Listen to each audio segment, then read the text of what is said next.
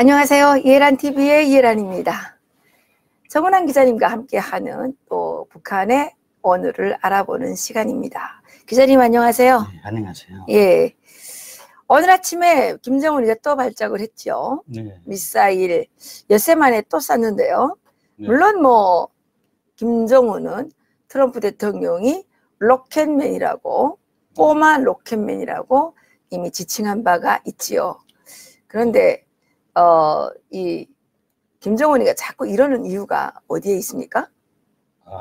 네, 이게 사실 뭐 이달에 와서 2번 발사했는데 이것도 지난 5월 달에도 2번이나 발사했습니다. 이게 사실 지금 한국에서는 이걸 KN-23이라고 이름을 지었는데 이건 한미가 공동으로 미사일의 종류를 구분하기 위해 지은 이름이고, 북한에서는 이 말에 대해서 뭐 한 두어 가지로 이름이 돌고 있습니다. 네. 예, 이건 이 개천시에 있는 가감 노동자구의 이 1월 18일 공장에서만 생산하고 있는 것으로 알려졌고, 일각에서는 이 미사일 이름이 멸적이다. 멸적. 예, 멸적. 그러지 않으면 또 어떤 사람들은 무적 이렇게 말합니다. 그러니까 이 미사일이면 어떤 적도 다 멸적시킬 수 있다. 예, 그러니까 멸할 수 있다. 예, 무적이다. 또 어떤 것도 이제 뭐 다 이겨낼 수 있는 적이 없다. 뭐 이런 내용이네요. 네. 예. 여하튼 어느 게 정확한지는 모르겠는데 이게 북한에서 얘기하는 겁니까? 북한에서 얘기하는 미사일 이름입니다. 예. 이거 KN-23은 한국하고 한미 연합당국이 만든 이름이고요. 예. 지금 뭐 한국의 언론들이 이와 관련해서 뭐 많은 뉴스를 내놓고 뭐 제각금의 분석을 아주 하고 있죠. 네. 뭐 일각에서는 뭐 지금까지 올해 들어 벌써 이게 4번째 발사인데 뭐 미사일의 정확도를 높이기 위해서다 뭐 이런 얘기도 많이 나오고 있습니다. 네. 그런데 이건 사실 북한과 같은 사회주의 나라들의 이 타격 무기 체계를 몰라서 하는 얘기입니다. 네. 어떤 무기 체계인가요? 자본주의 나라들은 흔히 민간인의 생명을 매우 귀중하게 여깁니다. 그래서 민간인 어떤 무기를 사용했을 때 잘못 사용해 민간인이 희생됐다 하면 그를 가지고 자본주의 언론들이 굉장히 많이 떠듭니다. 그렇죠. 그렇기 때문에 자본주의 나라 무기들은 모두 다 이 아주 정밀 타격 능력을 가지고 있다는 거죠. 그렇죠. 예. 하나라도 실수하면 큰일 나는 거 아닙니까? 그래서 자본주의 무기 체계는 그 정밀 타격 무기 체계이고, 대신 사회주의 무기 체계는 더 많은 인명을 살상해서 공포를 주는 무기 체계입니다. 그렇죠. 네, 그래서 사회주의 무기 체계는 면적 타격 체계입니다. 한마디로 말해서 이제 KN-23 같은 거 이거 핵탄두까지 장착할 수 있는 미사일입니다. 여기에 이번에 이 무적 미사일이 핵탄두를 장착할 수 있는 미사일이다. 그렇죠. 그런데 이게 사정거리가 지금 지난번에 630km? 그렇게 나온다고 했죠. 그러면 이건 한반도 전역이 사정권에 든다는 건데, 이 북한이 뭐 정밀 타격을 위해서 이 시험 사격을 한다. 이건 완전히 거짓말입니다. 뭐 핵을 장착한 무기가 굳이 정밀 타격을 할 필요도 없고, 자본주의 나라들처럼 정밀 타격할 필요가 없지. 아무데나 쏘면 되는 거지. 그리고 자본주의 나라들과는 달리 사회주의 나라들은 더 많은 인명을 살상해서 공포감을 주려는 데 목적을 두고 무기 체계를 생산하기 때문에 그렇군요. 이 면적 타격입니다. 절대로 정밀 타격을 위해서 무슨 타격률 그 명중 증가를 위해서 미사일을 여러 번 발사한다. 이건 거짓말이고요. 그렇군요. 지금 북한이 이 미사일을 계속 개발을 하고 있는데 사실은 이걸 자꾸 쏘는 게 아직 제대로 개발이 안 됐기 때문입니다. 제대로 개발이 안 돼서 계속 쏘고 있다. 만약 쏘는 경우에, 제대로 개발이 돼서 쏘는 경우에는 문재인이 말했던 평화가 온다가 아니라 핵이 온다. 핵이 온다죠. 핵이 온다. 이렇게 되겠네요. 그러니까 지금 현재 북한이 630km에 지난 5월 9일에 쏜 거 이거 630km까지 날아갔는데 예, 북한의 이 KN-23 미사일은 이게 그러니까 한마디로 말해서 연소 제어로 날아가는 그 거리를 측정하는 미사일입니다. 아, 연소. 예. 연소가 얼마나 탔느냐? 예. 그러니까 연소 제어라는 게 이 미사일이 일정한 거리에 도달하게 되면 이 미사일을 추진시켜주는 이 동력 장치가 잠궈지게 된다는 거죠. 네. 그러면 나머지는 그 미사일이 자체 그 날아가는 그 중력에 의해서 목표를 찾아가는 겁니다. 그렇기 때문에 이 미사일은 그 연소 제어를 하는 미사일이어서 기존의 북한의 북극성이라든가 아니면 화성 미사일들과 완전히 다른 차원의 미사일들입니다. 네, 그렇군요. 그리고 북한은 이 미사일을 반드시 개발해야 될 필요가 있습니다. 네, 우선 이 미사일은 스텔스 기능으로 해서 요격이 어렵다는 게 있습니다. 글쎄, 요격이 네. 어렵다면서요? 네. 그러면 이게 큰일 아닙니까? 네. 기존에 북한이 지금 화성 12까지 다 고체 연료 미사일로 개발을 했습니다. 이미 고체 연료 미사일을 개발한 북한이 왜 KN-23에 목을 메고 있는가? 네, 이게 또 새로운 문제입니다. 그게 새로운 문제네요. 그 네. 이유가 뭡니까? 그러니까 북한의 기존의 고체 연료 미사일들은 대개 보면 다 그렇습니다. 160kg의 스대능하고 그다음에 300kg의 고순도 아연을 이렇게 알약처럼 원형으로 된 판을 알약처럼 이렇게 쌓아놓게 됐습니다. 이걸 얼마나 쌓는가에 따라서 사거리가 결정된다는 거죠. 네. 그런데 이 미사일의 결함은 그겁니다. 이 미국의 미니트맨 3 같은 대륙간 탄도 미사일도 똑같은 원리를 사용하고 있는데 이 미사일을 발사하려면 이 연소제하고 산화제를 주입해야 됩니다. 네. 이 연소제하고 산화제는 액체입니다. 일단 이 미사일에 연소제하고 산화제를 주입하기만 하면 훗날 이 미사일을 발사하지 않는 경우에 이 연소제하고 산화제 계통을 몽땅 교체해야 됩니다. 왜냐하면 이 연소제하고 산화제 계통은 이게 이 부식이 매우 심한 게이기 때문에 이걸 교체하지 않으면 다시 미사일을 발사할 수가 없습니다. 이런 결함이 있는데 그러다 나니까 일단 유사시엔 이 미사일이 연소제하고 산화제를 주입하는데 약 20분간 걸린다고 합니다. 그러니까 기존의 북한의 액체 연료 미사일하고 거의나 비슷하다는 거죠. 다만 다른 점이 있다면 이런 액체 연료로 된 연소제와 산화제를 터널 속에서 보이지 않게 은밀하게 주입해 가지고 나올 수 있다는 점이 달랐습니다. 네. 그런데 신속 타격에는 어쨌든 제한이 있었다는 거죠. 네, 그런데 네. 이제 이번에 그 문제가 해결된 겁니까? 이번에 미사일은 이렇게 액체로 된 연소제하고 산화제를 따로 주입을 하지 않는다고 합니다. 예, 그래서 기동성이 좀 더 높아진 거네요. 예, 기동성이 아주 높아졌죠. 네. 그리고 이 연소 제어를 하기 때문에 일정하게 날아가다가 이 미사일 연소되는 이 불을 내뿜는 그걸 화구를 조절해서 미사일 사거리를 조절하기 때문에 예, 기존의 화성 미사일보다 기동성도 아주 좋아지고 그러니까 은닉하거나 회피하는데 아주 유리하다는 유리하게 거죠. 됐다는 거네요. 예. 네, 그래서 북한이 이 미사일을 한사코 개발하려고 하는데 지금 문제가 뭐냐 하면 북한이 이 미사일을 안전하게 발사하려면 사거리 800km는 되어야 된다는 겁니다. 630km 가지고 안 되고요? 예, 이게 왜요? 이 미사일의 원형이 이 러시아의 이스칸다르인데 사실 이 한국이나 북한이나 지금 똑같은 미사일을 가지고 있습니다. 지금 한국군이 가지고 있는 이 신형 미사일들도 사거리 800km 고체 연료가 이 미사일입니다. 아, 한국에 있어요? 네, 지금 한국이 기본으로 가지고 있는 미사일이 이 미사일이고요. 그다음 지금 북한도 똑같은 미사일을 지금 놓고 개발을 하는 거죠. 근데 북한도 사거리 800을 유지해야 합니다. 왜냐하면 사거리 800이어야만 일본까지 타격이 가능하다고 합니다. 네, 한국만 쏘면 되지 일본까지 해야 돼요? 예, 일본까지 사거리를 둔다는 거죠. 왜?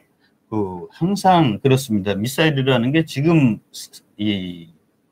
한국만 가지고 타격 능력을 가지면 일본에서 오는 모든 무기 체계들 여기에 대해 경고를 하기 어렵다는 거죠. 그러니까 일본도 너희들이 우리 타격 대상이 우리 타격권 안에 들어있다.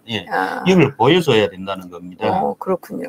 그리고 사거리 600km면 어떻게 되냐 하면 여기에서 뭐 북한에서 부산이나 아니면 제주도를 타격하려면 그 항해남도 쪽에서 발사해야 됩니다. 항해남도나 강원도 쪽에서 여기가 제2제대라고 하는데 휴전선에서 40km 이상부터입니다. 여기를 제2제대라고 하는데 여기는 유사시에 한국군도 집중타격 구역이기 때문에 미사일들을 조밀하게 배치하는 게 몹시 어렵습니다. 그래 여기에다 이 북한은 이 안전성을 확보하려면 사거리 800은 되어야 된다는 거죠. 그래야 북한도 미사일이 날아올 경우 이걸 요격을 할 수 있고 안전하게 발사를 할 수 있고. 그러면 이번에 미사일 실험이 성공하지 못한 거네요. 사거리 연장 시험이라고 하는데 일부러 지금은 이건 사거리 연장이 아니라 일부러 사거리를 어떻게 조절할 수 있는지를 계속 보는 겁니다.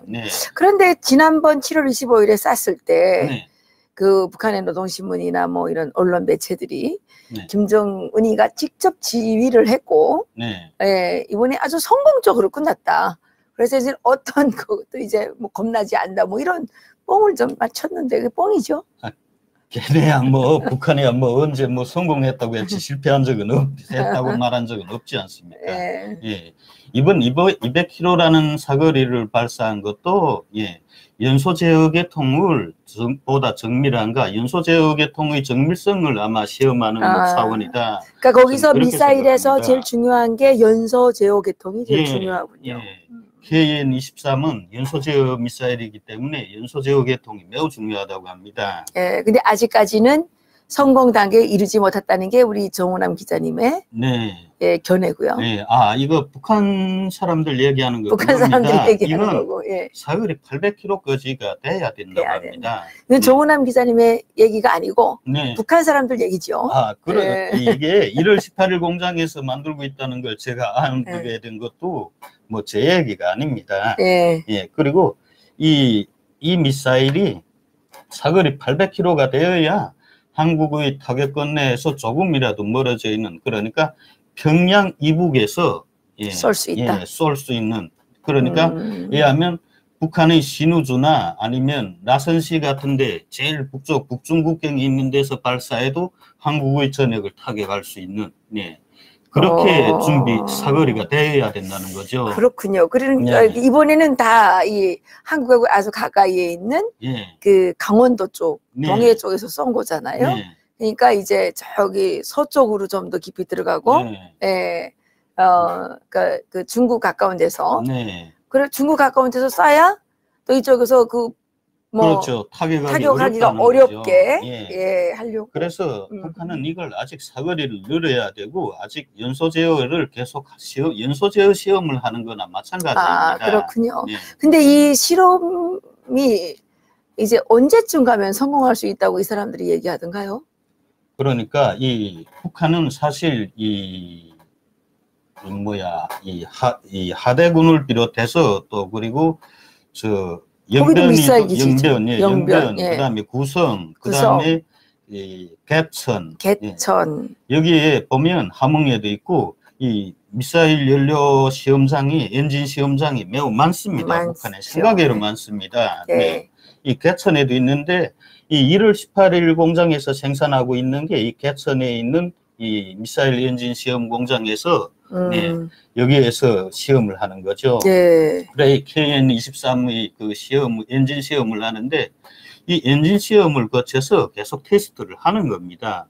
지금 실제 미사일을 발사하는 것 외에도 북한은 끊임없이 아직 발사는 안 해도 엔진 시험은 끊임없이 하고 있다는 겁니다. 그동안 발사만 안 했지?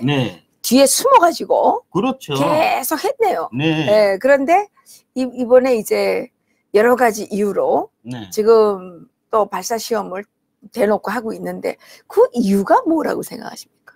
그러니까 한국하고 지금 한국을 타격할 수 있는 한국 전역하고 일본의 일부 지역을 타격할 수 있는 아주 요격하기 어려운 미사일 그리고 기동성과 이 발사의 신속성을 갖춘 미사일이 북한에 매우 필요하다는 거죠. 그러니까 일단 유사시를 가정해서도 그래. 그리고 북한이 먼저 도발을 하자고 해도 그래. 그리고 일단 북한이 먼저 타격을 받았을 경우에도 반타격을 하려면 이런 미사일이 매우 중요하다는 겁니다. 아, 미사일이 중요하다. 네, 기존의 화성 미사일을 가지고는 안 된다는 그런데 거죠. 그동안 안 쏘고 있었잖아요. 네. 또 그동안 안 쏜 이유는 뭐고, 요즘에 또 급격히 자꾸 쏘는 이유는 뭘까요? 안 쏘는 이유라는 게 그겁니다. 북한은 안 쏘지 않았다고 해도 지금도 한국의 국회 국가정보위에서 국가정보원의 말을 따라서 그대로 말한 내용이 있죠. 북한은 아직 이렇다 할 핵 활동이나 미사일 활동이 감지되지 않는다. 예.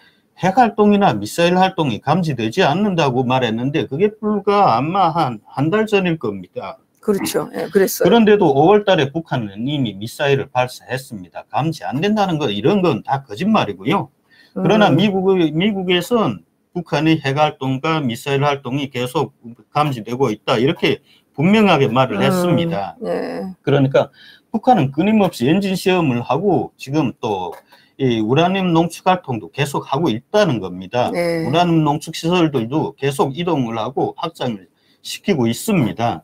네. 네. 그런데 한국 정부는 지금 모든 걸 평화라는 가면을 씌워가지고 북한의 도발에 대해 이런 핵과 미사일과 관련한 움직임이 그걸 있는 그대로 보도되면 지금 문재인 정부의 평화 타령이 완전히 거짓이라는 게 다 드러나는 거죠. 네, 그렇죠. 그러니까 애써 다 외면을 하는 겁니다. 실제 네. 그런 활동이 없는 것이 아니라 북한은 끊임없이 핵과 미사일을 개량하기 위한 활동을 합니다. 그리고 전번에 3,000톤급 잠수함을 보여주지 않았습니까? 네. 예. 그건 또 왜 보여준 거예요?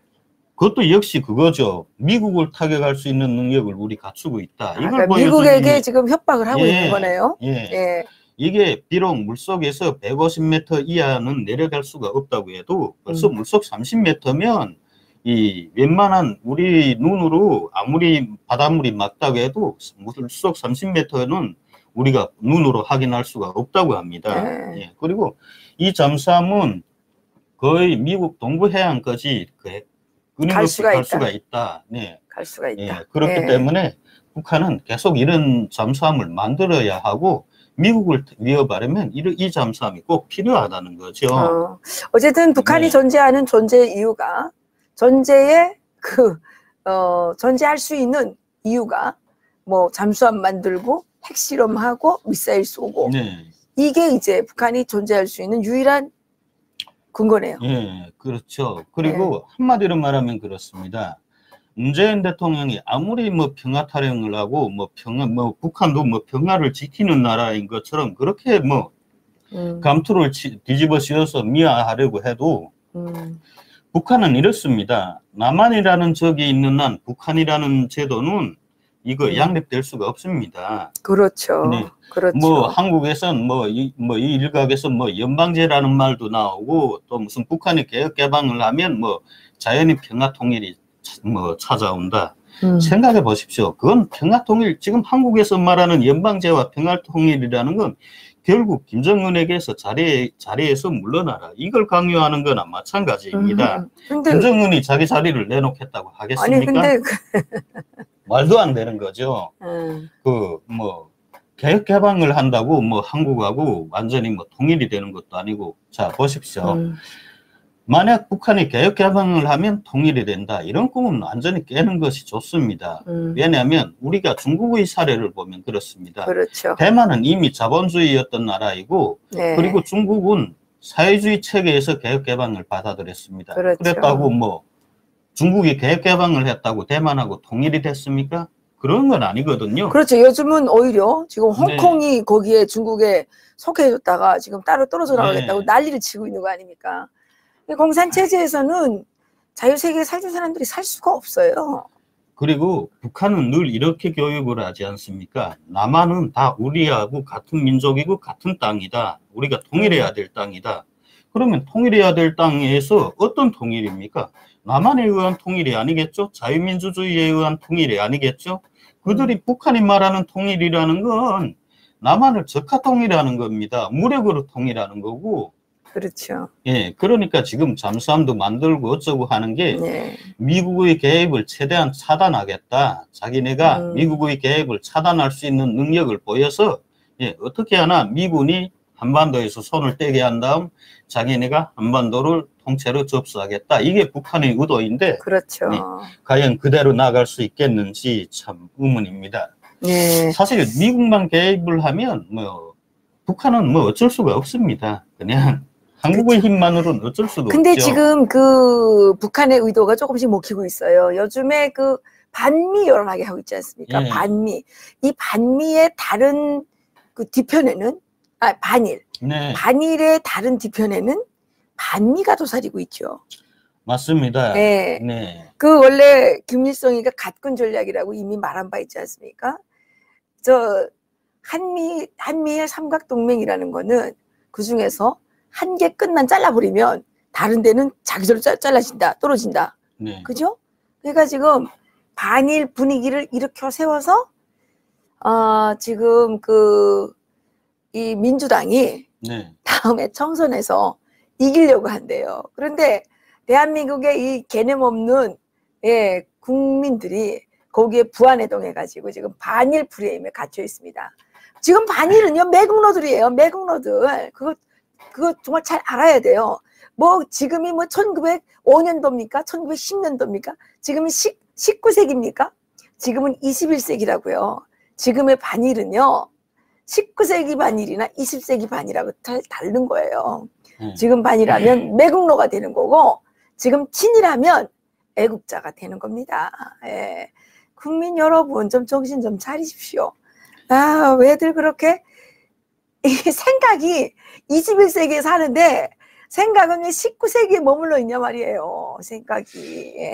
이 김일성 전집이라는 데 보면 이 1984년도든가 그때 1980년대 이 일본 조총련의 그 총 책임자가 한덕수였습니다. 한덕수, 네.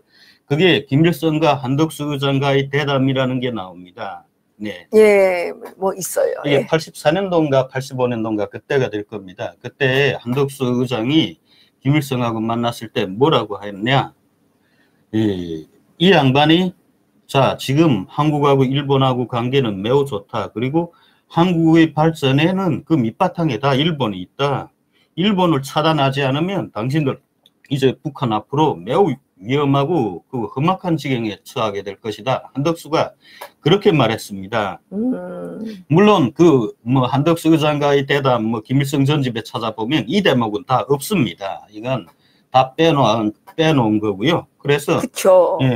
일본하고의 관계를 한국하고의 관계를 절대로 맺지 못하게 해라. 경제적인 협력도 매우 이건 위험한 건데 특히 일본하고 한국이 군사적으로 결탁한다면 그때는 북한이 감당하지 못한다. 일본은 매우 군사적으로 발전할 수 있는 모든 그런 걸 다 갖추고 있다. 일본은 지금 자위대라고 해도 일단 맘만 먹으면 그 어떤 미사일이든 뭐 비행기든 잠수함이든 다 만든다. 그런데 일본하고 한국이 군사적으로 서로 협력해서 무기나 이런 걸 개발하면 어떻게 되겠냐?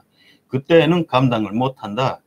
그래서 반드시 한국이 일본에 가서 붙지 못하게 서로 경제적으로 아니면 특히 군사적으로 서로 협력을 못하게끔 이게 여기에 최선을 다해야 된다 했습니다. 그래서 그때 김일성이 대답한 것이 남한에 있는 모든 애국자들, 남한에 있는 김일성이 말하는 애국자들이라는 건 친북분자들입니다. 그렇죠. 맞아요. 지금 반이라는 것들은 다 친북들이에요. 친북들. 개념 없는 것들이 다 친북하고 종북하는 거예요. 종북. 평양에 충성한 애들. 소위 뭐 김일성이 뭐 남한에 있는 애국자들을 총동원해서 무슨 일이 있든 그 반일 감정을 고취시켜서 일본하고 절대로 손잡지 못하게끔 하겠다. 자기네가 정말 총력을 다하겠다 했는데 북한이 그동안 꾸준히 반일을 많이 외쳐오고 그 남한에 있는 친북단체들을 동원해서 노골적으로 반일을 부추겨 왔습니다. 그렇죠. 그 지금 뭐 위안부 문제니 뭐 이런 거 하는 애들이 뒤를 파보면 다 그 종북하고 연결되어 있는 것들이에요. 그렇죠. 뭐 간첩들하고 연결되어 있고 다 이런 겁니다. 그런데 그것도 뭣도 모르고 뭐 불매운동 한다 그러고 반일한다 그러고 떠드는 사람들은 이제 어느 날인가 매국노로 이제 낙인이 찍힐 겁니다. 매국노로. 여러분 한번 생각해 보십시오. 지금 일본은 신승이라는 스텔스기를 비록 포기는 했지만 CJ기까지 만들려고 했습니다. 그만큼 기술적으로 접근을 했고, 한국은 KTX 인도네시아하고 손을 잡았습니다. 인도네시아라는 게 정말 돈 없고 가난한 나라입니다. 그렇지, 그렇지. 만약 생각을 해보십시오. 일본하고 한국이 KTX를 함께 만든다. 생각해 보십시오. 그러면 미국의 F-22에 버금가는 스텔스기가 안 나올까요? 분명 만들 수가 있다는 겁니다. 그런데 왜 못 만드냐? 지금처럼 계속 반해를 외치는 사람들 때문에 못 만들고 있는 겁니다. 그리고 북한이 그렇게 만들지 못하도록 계속 뒤에 앉아서 조작질을 하고 있기 때문에 못 만들고 있는 겁니다. 네, 맞습니다. 지금 이렇게 아베 총리는 오늘 북한이 미사일을 쏜 데 대해서 일본의 안전보장에 영향을 줄 수 있는 상황이 아니다. 네. 이렇게 이제 하면서 미국과 긴밀히 연계를 해서 지켜보겠다. 이렇게 네. 했다는데, 아주 현명한 대처인 것 같습니다. 지금 제 생각엔 그래요. 이게 맞는지 우리 정 기자님 한번 보세요. 저는 김정은이가 북한 내부에 와해되고 있는 반미에서 친미로 돌아서고 있는 민심, 그리고 대북 제재가 도저히 풀리지 않고 있는 이 안타까움, 초조함, 거기다가 자기를 엄청 도와줄 줄 알았던 문재인이 어정쩡하게 지금 아무것도 못하고 있는 이 불쾌감, 이런 것들이 복합적으로 작용해가지고 좀 또 미사일이나 한번 또 쏴보자. 배운 게 도둑질이라. 할 줄 아는 게 미사일 쏘는 것밖에 없잖아요. 그러니까 선거를 생각하는데 어떻게 생각하세요? 네, 맞는 말입니다. 그래요? 지금 사실 북한 사람들 치고 미국을 나쁘다는 사람들은 거의나 없습니다. 거의나 없어졌어요, 이제? 안미에서 친미? 북한 사람들 그러지 않습니까? 늘 우리가 있을 때부터 그렇지 않습니까? 미국은 바다 건너에서 우리를 못 살게 군다고 하는데 인민군대는 우리 코앞에서 우리를 못 살게 군다. 늘 그렇게 말하지 않았습니까? 아, 그래요? 네. 미국은 바다 건너에서 못 살게 한다 그러는데 별로 느껴지는 게 없고 인민군대는 코앞에서 맨날 내 것도 독질해가고 와서 훔쳐가고 강도질하고. 이야, 그렇죠. 그리고 지금 솔직히 말해서 올해 2월 달에 북한 양강도는 엄청 추운 곳입니다. 그렇죠. 춥죠. 거기에서 인민군대 2명에 의한 강간 사건이 일어났습니다. 강간 사건, 해산 비행장 위입니다. 해산 비행장 비행장 등판? 등판에서 겨울에 엄청 번번하고 눈이 많은데? 그랬는데 사람들이 그게 가끔씩 지나다니는 게 있지 않습니까? 있죠. 그래서 사람들이 오니까 이 강간범들이 도망쳤다는 거죠. 인민군대가. 그래서 정신 잃은 여자를 오던 사람들이 그게 아마 이쪽에 운총리에 있는 사람들인 것 같습니다. 막 이렇게 옷이랑 이렇게 감싸져서 연봉동에 있는 분주소에 갔다는 겁니다. 연봉동 분주소. 거기에 내려가려면 한참 가야 되는데. 여기 군인들이었는데 그 주변에 분명히 있는 군인들 같다. 이거 빨리 잡아야 되지 않는가 하니까. 그것도 군인들이 그런 거예요? 그때 보안원이라는 놈들, 연봉동 분주소라는 놈들 한다는 소리가 뭐라고 했냐 하면 아니 그렇게 사람들이 오가는 게 드문데 왜 혼자서 다니냐고. 아니 그러니까 범인을 잡겠다는 게 아니라 강간당한 여성을 여자한테 욕하는 거예요? 네. 아니 인적이 드문데 왜 혼자서 다니냐? 아니 그분이 밤중에 다녔습니까? 대낮에 다니는 대낮에 겁니다. 그럼 혼자 갈 수도 있는 거지. 대낮에도 그러니까 인적이 드문 도로에 혼자 다니지 말라 그거 아닙니까? 그러니까 인민군은 그때 다 공산비족이라고 그랬잖아요. 네. 공산비족. 게다가 요새 이 트럼프 대통령이 김정은을 2번씩 만나고 어쩌고 하니까 북한 주민들도 2번이 아니지. 3번 만났지. 베트남에서까지 3번이죠. 그러니까 북한 주민들도 다 이젠 뻔히 아는 겁니다. 중국하고 아무리 사정해보고 김정은이 몇 번 중국에 가서 바지가랭이 뭐 시진핑이 바지가랭이 매달려봤자 아무것도 풀리는 게 없다. 예, 그러니까 트럼프가 그냥 하늘이다. 그렇죠. 트럼프가 하늘이고 미국이 풀어져야 모든 게 풀릴 수 있다. 그러니까 그 북한 사람들도 그겁니다. 야, 기왕 뭐 북한 이렇게 좀 뭐 상스러운 농담이라고 할까? 뭐라 그게 그래요? 뭐 북한 사람들 그러지 않습니까? 뭐라 그래요? 줄 바야 훌떡 벗고 져라. 그래요? 네. 그러니까 항복할 바에는 예. 깨끗하게 포기하고 항복을 해라. 맞습니다. 그거네요. 자꾸 시간 질질 끌어봐야 정말 우리 고달프게 죽는다. 고달프기만 하지. 예. 그렇죠. 그럴 바에야 차라리 확 열어놓으면 되지 않냐. 미국에다. 맨날 우리가 핵을 만들고 뭐 미사일 만들고 잠수함 만들고 아무리 보여줘야 뭘 하냐. 그걸 가지고 지금까지 뭘 한 게 있는데 북한이 얼마나 떠들었습니까? 그렇죠. 핵무기 완성만 되면 우리는 정말 이 세상에 무서운 적이 없습니다. 만능의 보검. 예.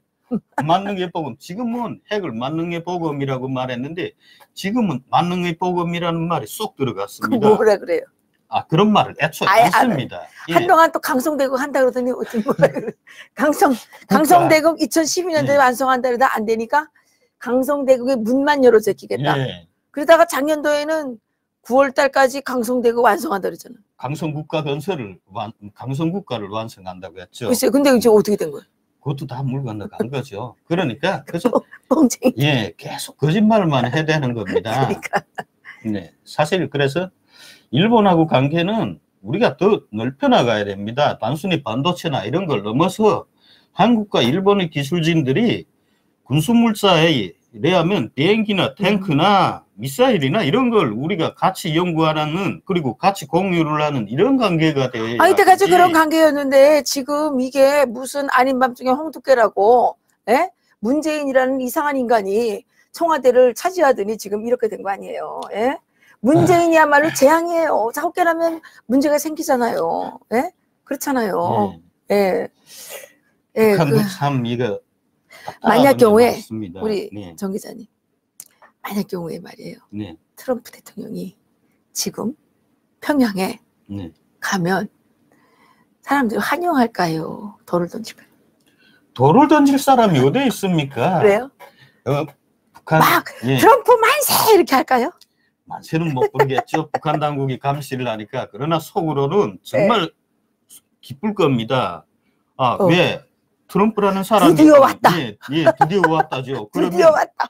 트럼프가 평양까지 밟는다는 건 뭔가 확 풀릴 수 있다는 그 희망이 보이는 거 아닙니까? 그러니까 북한 주민들로서는 정말 막 목이 말랐는데 그 어떤 생명수가 차려진 거나 마찬가지죠. 정말 막 두 손을 들어 환호하고 싶은 심정일 겁니다. 그래요? 네. 다만 북한 당국이 통제를 하니까 그런 표현은 못 쓰지만 북한 사람들은 뭐 사실 뭐 반미를 하는 사람들 거의나 없습니다. 반미 없죠. 예. 간부층은 숙미. 아주 바닥에 있는 서민들은 요즘에 친미를 돌아선다고 하니까. 그리고 일본 가도요. 북한이 아무리 여러분 생각해 보십시오. 한국에 지금 뭐 친북을 하는 사람들이 계속 뭐 위안부 손해상 세워놓고 징용 문제요 뭐요 계속 뭐 반의를 가지고 떠들고 있는데 그런 사람들 한번 북한에 물어보라고 하십시오.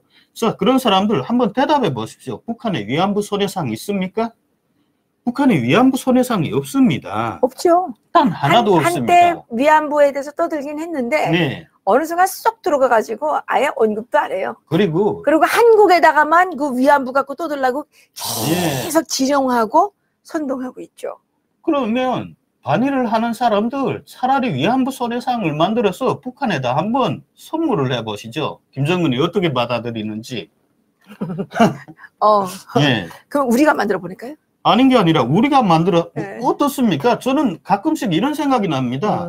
정말 북한이 계속 이렇게 떠들 게 아니라 우리가 한번 위안부 손해상을 만들어 북한에 보내서 보자. 북한이 어떻게 나오는지. 정말 그때면 누가 친일인지 딱 판가름이 날 게 아닙니까? 그렇죠. 북한은요. 김정은도 뭐 일본에서 태어난 제 생모를 가지고 있고 김정일이요.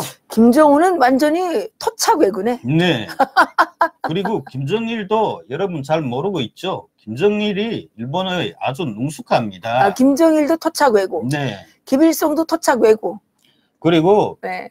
항의를 예, 되뿌리죠. 사실 북한에 조총련이라는 사람들 있지 않습니까? 네. 그 조총련 귀국자들이 북한에 들어오면서 사실 북한 사람들이 일본에 대해 많이 알고 있습니다.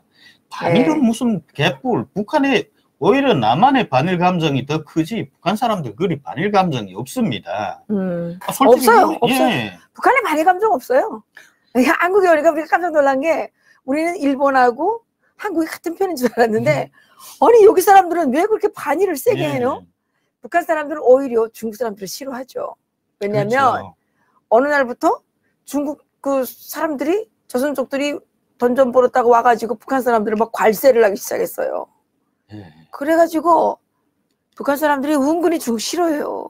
똥떼들이라고. 싫어한다는 정도가 아니죠. 양강도 예술단 북한 애들, 중국 애들 한국 크림 하나 가지고 와서 양강도 예술단 여자들 성적으로 다 농락을 하고 이것 때문에 얼마나 떠들었는지 모릅니다. 아유, 진짜. 그랬군요. 다음 주제로 넘어갈까요? 네.